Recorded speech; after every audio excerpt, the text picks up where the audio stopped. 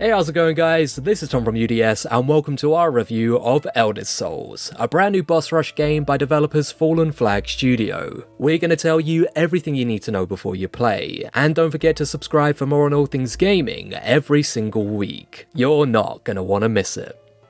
Over the past decade or so, there's been no shortage of games falling under the Soulsborne label. You know those titles inspired by the likes of Dark Souls and Bloodborne, in which you have to tackle punishing gameplay, terrifying bosses, and super helpful online discourse about getting good. And it might just be me, but recently, this seeming oversaturation has started to put me off them a bit. But I have to admit, when Eldest Souls was first teased last year, it definitely caught my attention. With a title like that, it certainly isn't shy about its influences, and sure enough, the story starts in traditional style, as you take control of a lone warrior in a land of Eldritch-inspired horror. But what really grabbed me was its top-down pixel art presentation, which, at least visually, helped it to stand out from its contemporaries. But now that it's out and we can get our hands on it, does it live up to the hype? Watch on to find out.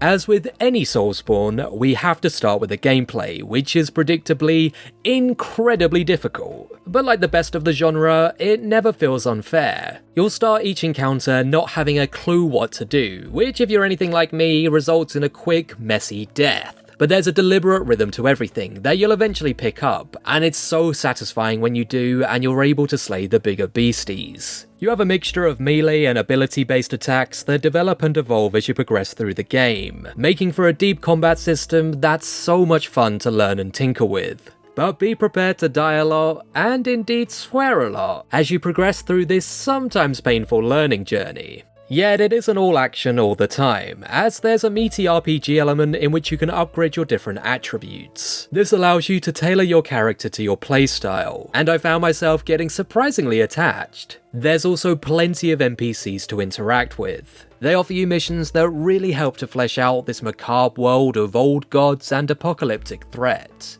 For someone like me who gets bored doing the same thing over and over again, this variety really helps to keep everything fresh, and when the boss battles do arrive, they feel all the more impactful for it. And speaking of the world, there's a deep lore that accompanies the events of the game. Much of it is pretty optional, and can be found in notes or optional dialogue, and I much prefer this approach, as it offers something for those who want the whole package without slowing things down for those who just want the challenge of the action.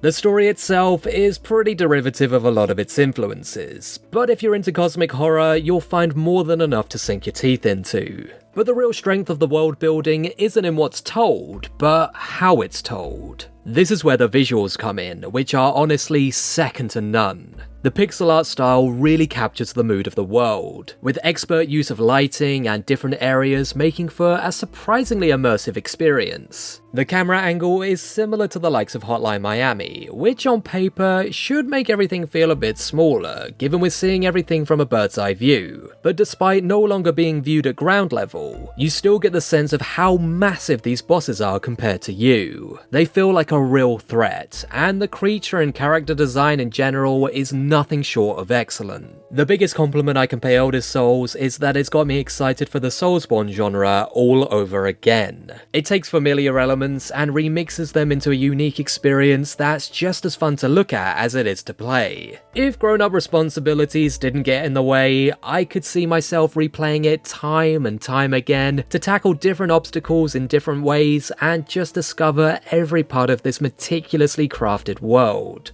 But what did you think of Eldest Souls? Let me know in the comments below, I love reading your thoughts. And while you're down there, please consider subscribing for more video game content every single week. Or you can visit upsidedownshark.com to find out more about everything we've got going on. But until then, my name is Tom, we've been UDS, and we'll see you next time.